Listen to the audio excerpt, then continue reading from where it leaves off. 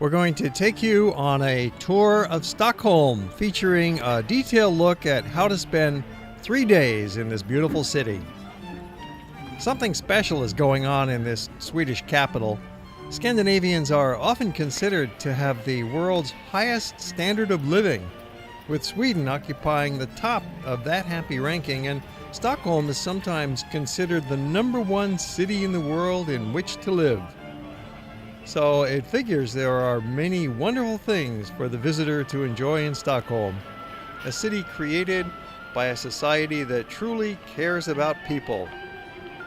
They really believe in quality of life and have built a place that is one of Europe's truly beautiful capitals. Stockholm is some kind of urban utopia. So let's go find out what makes it so special.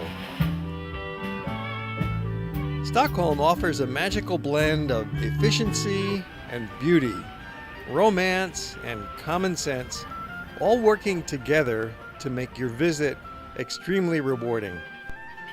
You'll enjoy some great food while you're in Stockholm, and we're going to take you on some fascinating walking tours. It is modern, yet offers some of Europe's best preserved historic neighborhoods, with an atmospheric mix of ancient cobbled alleys, 17th century buildings, and contemporary shops. You are going to love it. You can easily keep busy and have fun in Stockholm for 3 days, but you should plan your schedule so that you cover the best things first. As usual when you travel, it's a good rule of thumb. The most worthwhile activities are a walk in the Old Town, of course, and take a boat ride around some of the city's 14 islands, visit the reconstructed historic village of Skansen, tour the Royal Palace and the best museums,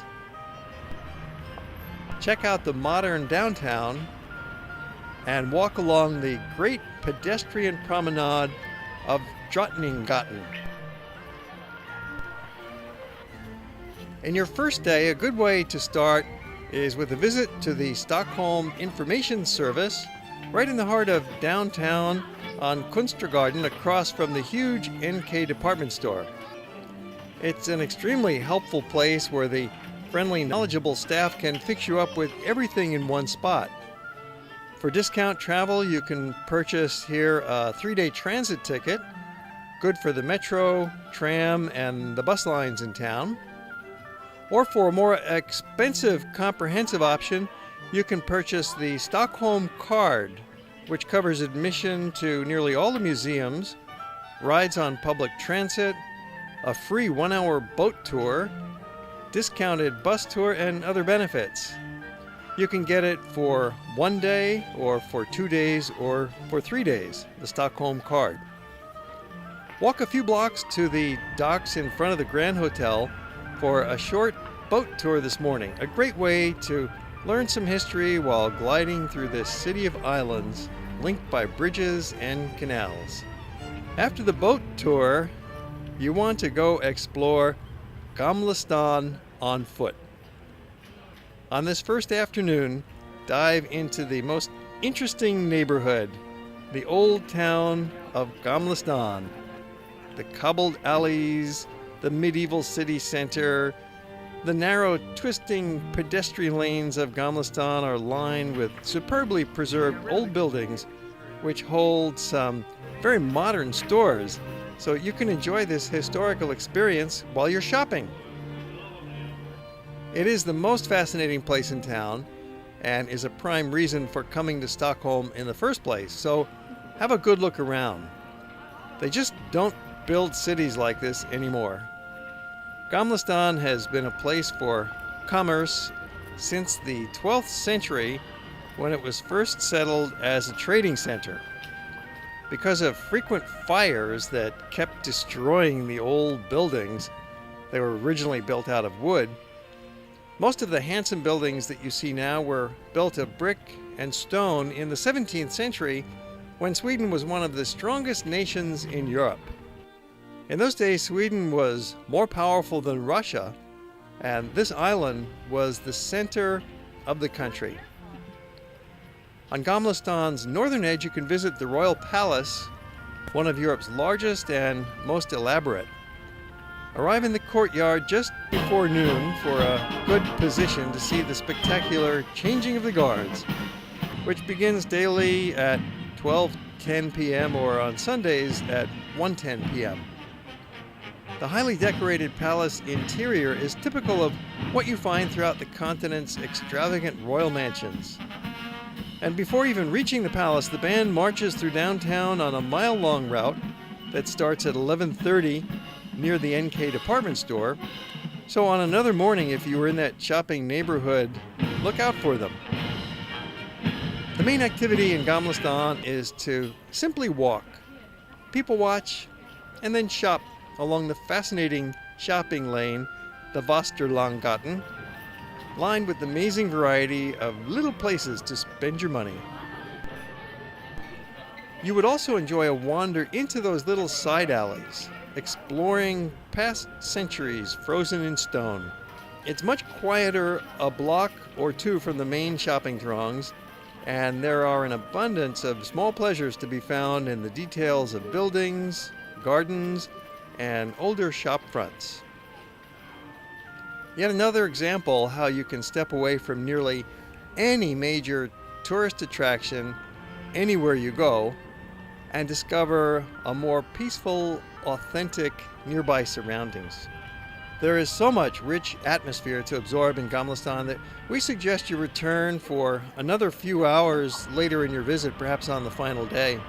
It's just a great place to hang out and offers an excellent opportunity for that most advanced travel technique, get lost.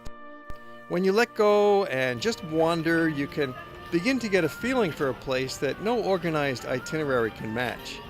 And since you are on this small island, you won't be lost very long. When hunger strikes in Gamlestan, try the series of ancient restaurants behind the 13th century cathedral on Skamkagaten. Now, if the weather is mild, you can sit outdoors, or perhaps you could have a traditional meal in their medieval barrel-vaulted cellars, which were storerooms 400 years ago. You must see these ancient basements, even if you were merely passing by looking for a restroom. Here you really step down in time as you venture below street level into another world. And the restaurant won't mind. You just walk in, ask if you can look around, take a look downstairs. They'd be happy to show it off to you. Alternatively, pick from the charming outdoor restaurants that line the Stortorget main square of the Gamlestan, overlooking the historic Bors stock market. Gamlestan is the only part of town where stores remain open late at night, and so you will have time for browsing and shopping after dinner. That wraps up the first day in Stockholm. You've had plenty to see and do, so get a good rest and get ready for day 2. You could start your second day in Stockholm with a couple of outstanding history museums that you would really enjoy, the Vasa and the Nordic. You will want to see the 17th century wooden warship, the Vasa, which was briefly the world's largest battleship until it tragically sunk on its maiden voyage in 1628.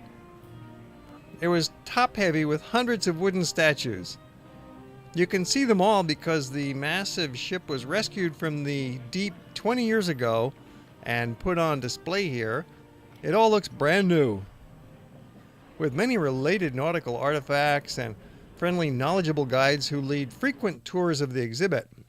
The Swedish king wanted to have the most effective navy, and in 1628 the Swedish navy consisted of about 5,000 seamen and soldiers and 30 warships. The Vasa was probably later going to sail from Stockholm to the harbor city Gdansk in Poland, where she was going to block the harbor with other Swedish warships and prevent Polish warships from sailing out on the Baltic Sea. And the Vasa only sailed for 20 to 30 minutes until she sank. And we don't really know exactly why she sank, but modern calculations tell that the Vasa was a very top-heavy ship. She was heavier further up with all of her cannons, masts, and so on, as she was in her lower sections. The Vasa had 2 gun decks, whereas the other ships only had 1, and the gun ports were open. If they would have been closed, maybe the water would never have gushed in, and maybe the Vasa could have had the possibility to right herself up again. So as the water started to gush in, she of course became heavier on her port side. The ballast mostly consisted of stones, which were put in the hold to add stability to the ship. But obviously the Vasa had too little ballast. Or maybe she even had the wrong type of ballast, because the stones that were put in the hold were quite rounded. So maybe they should have been more angular, so that they wouldn't have moved around so easily. Behind you can see some original ballast stones from the Vasa under the model, and you can see how rounded these stones are. We mustn't forget that the Vasa is a well-built ship, and her construction is normal for warships of her time. It was quite common that the ships in this time was quite unstable, and that they also sank. The shipbuilders in the 17th century didn't really know how to make mathematical calculations of stability, and they didn't do any drawings as they built the ships. Most of these men survived the accident, but about 30 to 50 people died. Everyone couldn't swim, and some people maybe got stuck here under gun carriages and so on. She sank just outside the amusement park here nearby, Gröna Lund, just nearby the Vasa Museum. And it is about 30 meters deep there where she sank. So you could actually see the masts above the water's surface. Well, you not only get to have a good look at the Vasa and its remains and its contents, but this museum gives you a well-rounded view of life of the sailor in particular back in the 1620s in Sweden. And also you gain some insight into the life of the sailors who were on board, what happened to them, who survived and who didn't.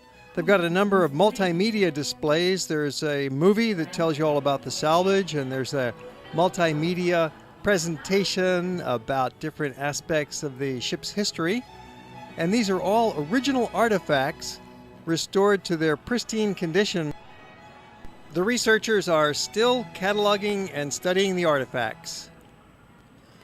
You can also grab a snack or even have lunch while you're at the Vasa Museum. They have a very nice cafeteria. You can have a sandwich indoors or sit out on their terrace as well. It's quite a grand structure, built specially to house the ship. When you are finished here, walk 1 block over to the Nordic Museum, the largest collection of Scandinavian artifacts in the world. They have tons of history on display, including folk art, handicrafts, furniture, table settings, clothing, interiors, and a variety of changing special exhibits. The cafe features a fine salad bar, or hold off eating if you can until the next stop.